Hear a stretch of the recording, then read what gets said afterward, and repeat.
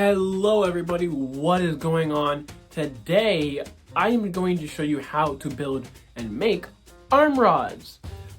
Make some pretty nice smooth arm rods like these. These have heat shrink tubing on the rod itself and heat shrink tubing on the dowel, so you have a smooth connection all the way up. You don't have to paint, so that saves time. You don't have to wait for glue to dry.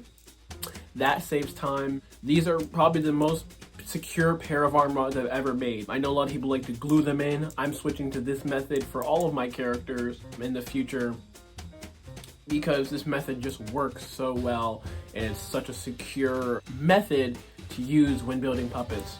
It works really well. So let's get started. So first, let's start off with the breakdown of materials. What I have here is 3/4 heat shrink tubing, 3:1 ratio. Here, I have 3 30-seconds, 2:1 heat shrink tubing. Here, I have 3 30-seconds copper clad rod from Blue Demon. And here, I have a 1/2-inch dowel with holes drilled into it at 1 3/4 inch on each dowel. In total, I have 18 pairs. I almost forgot the tools you're gonna need are a nice pair of clippers. If you're cutting wood, obviously you're gonna need a saw. Yeah. You're gonna need a ruler, a drill. This is a Masterworks drill. Got it on Amazon. It's been working a treat ever since I got it like 4 years ago, and I've used it almost every day of my building career. When cutting the rod itself, you always want to use eye protection. I have glasses, so I'm okay. The new thing that I've noticed, they didn't used to do this, but now both sides of the rod, both sides are stamped. It used to only be one side. If you're brave enough, you could use the entire thing. Just cut it in half and see what happens. But I'm gonna see if I can try to figure out a good length for the rods that I normally build. For the arm rods I'm building today, I'm going to be cutting them at an 18-inch length. Each one should be about 36 inches or a yard. This is a yardstick. And I'll be cutting it at 18 inches. Yeah, let's do that to every single one of these rods that we have now.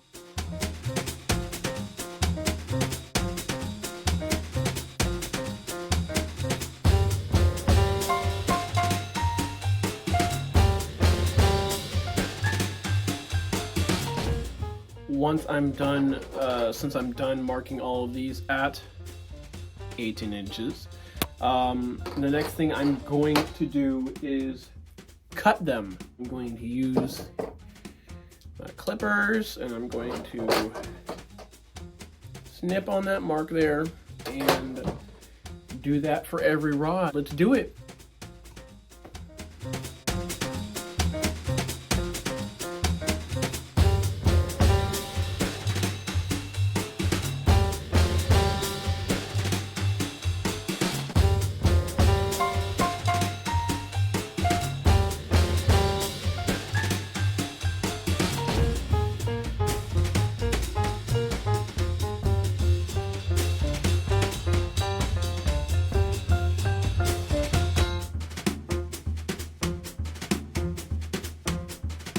Now you may have noticed that in the time lapse I have 14 pairs of rods, but I have 18 pairs of dowels.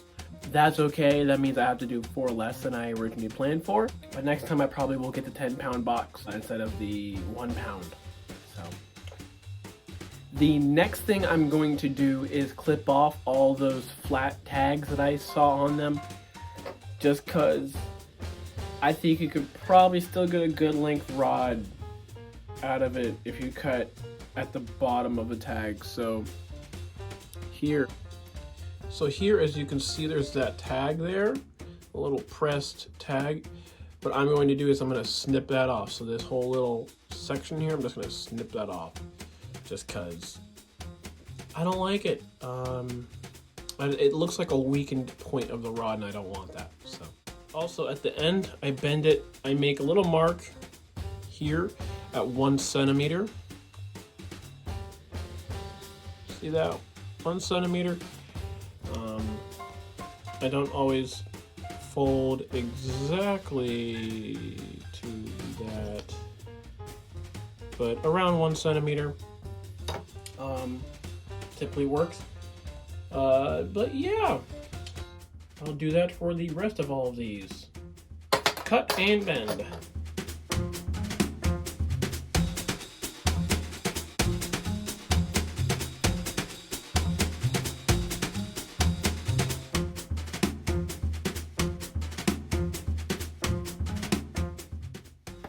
Okay, so that's done. If you're wondering why the camera shook and might have fluttered a little bit, a spider decided to almost try to Spider-Man me, where he dropped down right next to my ear, quite like this, and I noticed it and I jumped. He is no longer with us. He has perished, but let's keep working. So now that I have all that, I have heat shrink tubing cut out for the covers of the dowels. So the dowels are cut at 5 inches top to bottom, and then those are cut at 5 1/4, just so I have that little extra bit, so I can either put a little bit on top or a little bit on the bottom, so you have a nice little bit more security there. I don't have any, tubing on the rod yet, but when doing this, the reason this is so simple, and you don't have to use any glue, so this, you bend it into like a little L on the end, like I said, 1 centimeter, and you drill a hole. So I have mine drilled at 1 3/4 down from the top is where the hole is, and I drill all the way through. This is a 1/2 inch dowel, so all you do then is you can just put that in the hole like that, and then once the heat shrink is on this end and rod itself, you can put one of these right on top of there, shrink it up. Let's put some heat shrink on this. Yeah, I'll get back to you. Now I cut the heat shrink tubing to length, and I usually do, sometimes I do the full length of the rod, sometimes I don't. Like for these, I didn't do it.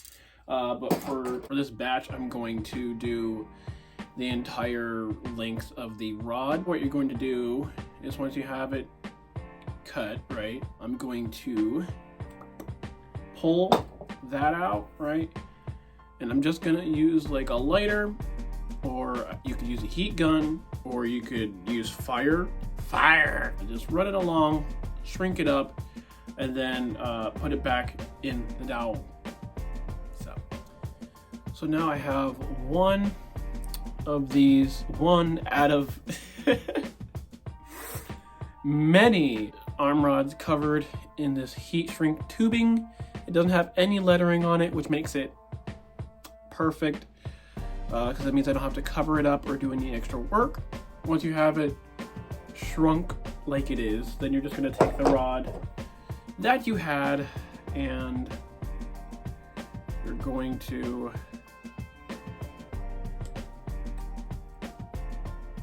poke it in the hole like that. Then what you would grab is you would grab your 3/4 inch heat shrink tubing here.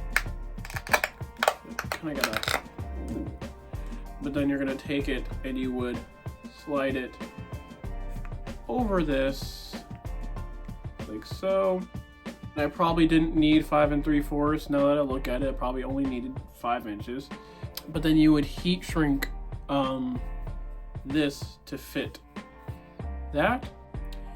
So I'm gonna take this mumbo jumbo mess downstairs to the furnace or fire, and I'm going to use the stove top that I have, do each one of these over the stove top, shrink them up, and I'll be back to show you the next step and almost the final step of finishing these arm rods. All right, we are almost done. It's taken almost all day to do this. That's because I have so many. Put the just a little L-shaped piece into the hole that you drilled all the way through, like that, right?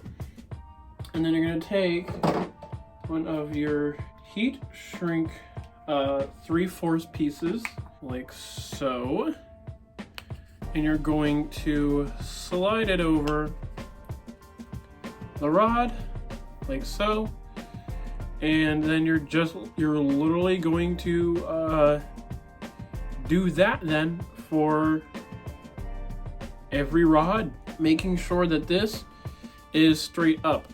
Yeah, that's the next step, is to do this, and then you'll heat this up and it'll shrink around that. Pause and see if you can count how many arm rods this is. Okay. Did you get that? All right.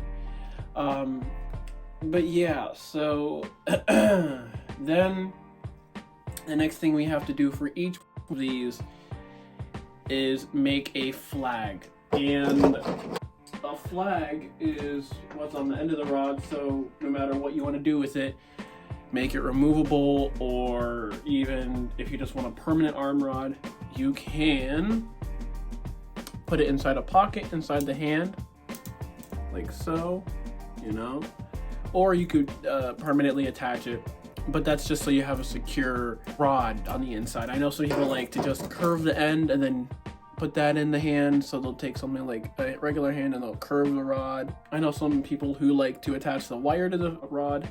I don't do that. I make a plate for the hands and I glue the rod to the plate.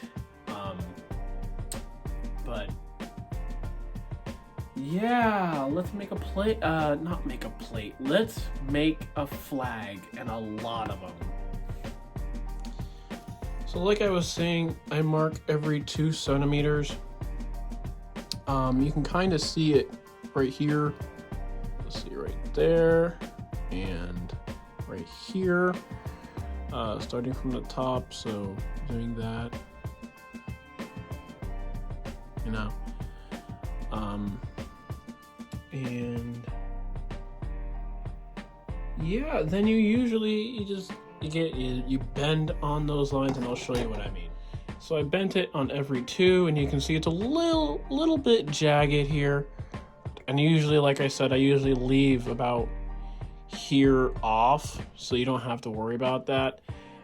Eventually, I'll do this for every single one. In accordance to the rod here, if the rod, you always have it like this. So if the rod's going one direction, so say it's going up, you either want it to be like this, flat, or you want it to be the other way and face the other way.